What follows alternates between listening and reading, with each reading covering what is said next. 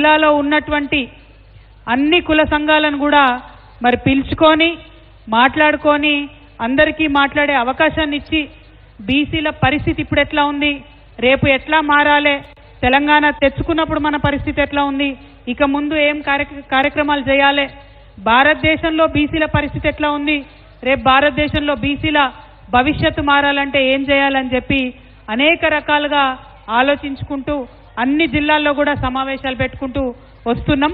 మరి సమావేశం పెట్టుడంటే ఏదో మీదికి హైదరాబాద్కి వెళ్ళి వచ్చిన 2-3 మాట్లాడిపోవుడు కాకుండా జిల్లాల్లో ఉండేటటువంటి వారందరినీ కూడా మాట్లాడించి మీ అభిప్రాయాలన్నింటినీ కూడా సేకరించి ఇవే అభిప్రాయాలని అవసరమైన చోట అవసరమైన సందర్భంలో వినిపించే విధంగా బీసీల గొంతుకగా యునైటెడ్ పూలే ఫ్రంట్ మరియు తెలంగాణ జాగృతి పనిచేస్తుందని చెప్పి మీ అందరికి కూడా నేను సంతోషంగా తెలియజేస్తా ఉన్నాను. మరి ఇవాళ మనందరికీ తెలిసిందే, గత 2 సంవత్సరాల కాలంగా బీసీ బిల్లు ప్రవేశపెట్టాలి, కామారెడ్డి డిక్లరేషన్లో కాంగ్రెస్ ప్రభుత్వం ఏదైతే బీసీలకు 42% రిజర్వేషన్ ఇస్తామని చెప్పిండ్రో అది సాధించుకునే వరకు వదిలిపెట్టమని చెప్పి మరి గత 2 సంవత్సరాలుగా నిరంతరం కూడా ఇక్కడ ఉన్నటువంటి సభ్యులందరం కూడా కృషి చేస్తున్న విషయం మీ అందరికీ తెలిసిందే. ఇప్పటి వరకు యూపీఎఫ్ కన్వీనర్ గారు బొల్ల శివశంకర్ గారు మాట్లాడి విస్తారంగా మొత్తం ఇప్పుడున్నటువంటి రిజర్వేషన్ అంశాన్ని కూడా వారు వివరించడం జరిగింది. ఒకటే ఒక మార్పు మనందరం కూడా కోరుకునేది, రేపటి నాడు బీసీలకు 42% రిజర్వేషన్ సాధించుకుంటాం, అందులో ఏం అనుమానం లేదు. సాధించుకునేటప్పటికీ బీసీలలో ఉన్నటువంటి ప్రతి ఒక్క కులం వారు కూడా మరి వారి హక్కులు వారికి తెలిసి ఉండాలి. బీసీలలో ఉండేటటువంటి ప్రతి ఒక్క కులానికి సంబంధించిన వారు, ప్రతి ఒక్క జిల్లాలో ఉన్నటువంటి వారు చైతన్యం తెచ్చుకోవాలి.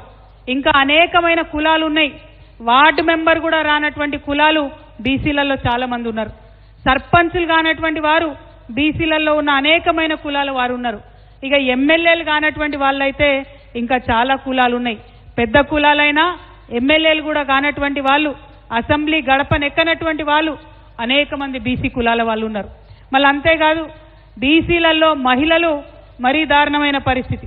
మరి ఎవరి మహిళలైనా దారుణంగా ఉంటుంది పరిస్థితి. అందుకే మహిళలకు రిజర్వేషన్ కావాలని కూడా కొట్లాడినటువంటి విషయం మీకు తెలిసిందే.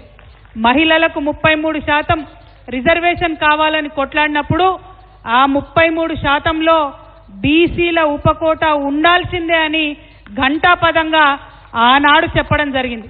మరి మహిళలలో బీసీ ఉపకోట ఉండాలంటే అసలు బీసీలకంటూ రిజర్వేషన్ ఉండాలి. అందుకే ఇవాళ బీసీ బిల్లు కోసం కొట్లాడుతున్నటువంటి విషయం మళ్ళొకసారి మీ అందరికి గుర్తు చేస్తా ఉన్నా. మరి ఇక బీసీలకు సంబంధించినటువంటి సమావేశం పెట్టుకుంటున్నామంటే మెదక్లో చాలా మంది పెద్ద పెద్ద వాళ్ళు కూడా భయపెట్టిండ్రట. సమావేశం ఎందుకు పోతారు మీరు, బీసీల కోసం ఎందుకు మాట్లాడతారు మీరు, అవసరం ఏముందని అన్నారట. వాళ్ళట్లా అడుగుతున్నారంటేనే భయపడుతున్నారని అర్థం. వాళ్ళట్లా భయపడుతున్నారంటే మనం ఖచ్చితంగా సమావేశం పెట్టుకోవాలని అర్థం. సమావేశం పెట్టుకొని మన హక్కుల కోసం మాట్లాడాలని అర్థం. అందులో మరి 1-2 కులాలు కాదు, బీసీలలో ఉన్నటువంటి అన్ని కులాలను కూడా చైతన్యం చేసుకోవాలి, జాగృతం చేసుకోవాల్సినటువంటి అవసరం మనందరి మీద కూడా ఉన్నది. మెదక్ జిల్లాలో ఉన్నటువంటి బీసీ నాయకులందరికీ కూడా నేను పేరు పేరున విజ్ఞప్తి చేస్తా ఉన్నా, ఇది రాజకీయ వేదిక కాదు, ఇది మానవ హక్కుల వేదిక. బీసీల హక్కులు సాధించడంలో మానవ హక్కులు దాగిలేవా అని నేను అడుగుతా ఉన్నా. ఇవాళ 100 మంది ఉంటే 56 మంది అందులో బీసీలే ఉన్నారు.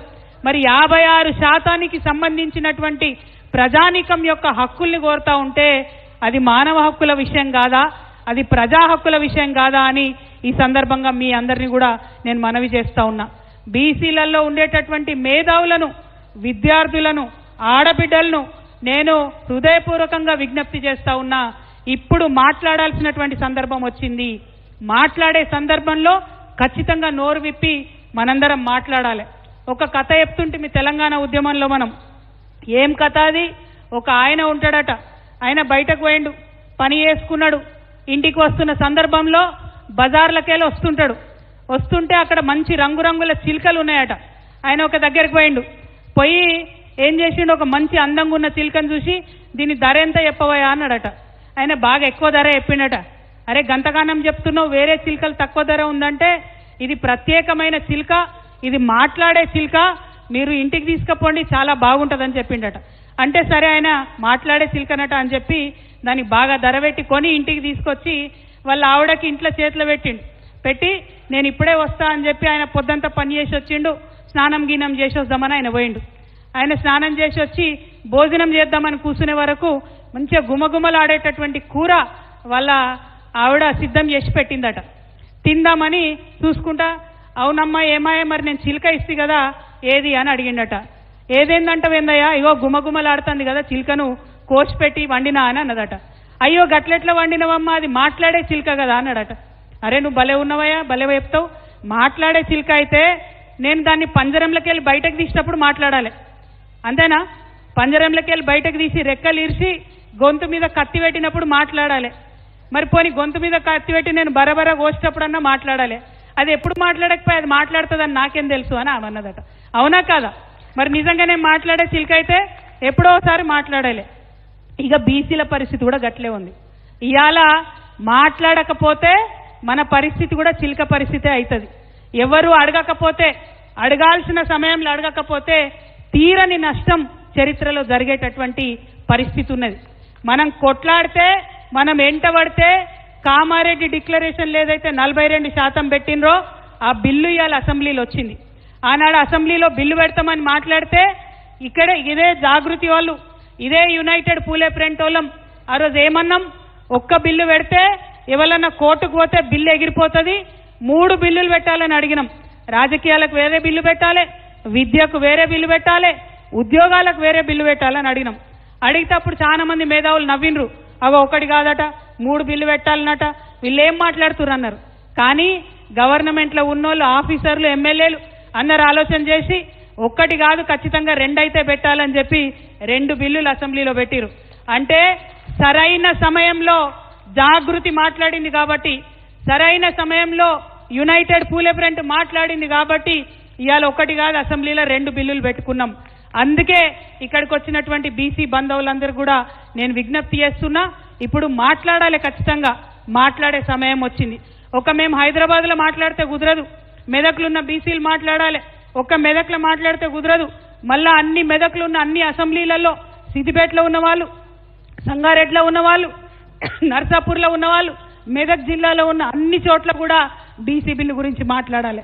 ఎందుకోసం మాట్లాడాలి? మనం కొట్లాడితే 2 బిల్లులు పెట్టిండ్రు, అసెంబ్లీలో పాస్ చేసినాం, కౌన్సిల్లో పాస్ చేసినాం. వాటిని తీసుకుపోయి ఏం చేసిండ్రు? ఢిల్లీకి పంపించారు. ఢిల్లీకి పంపించి కాంగ్రెస్ వాళ్ళు చేతులు దులుపుకున్నారు. ఇక బిల్లు ఢిల్లీకి అయితే పంపినాం, మాకు సంబంధం లేదంటారు.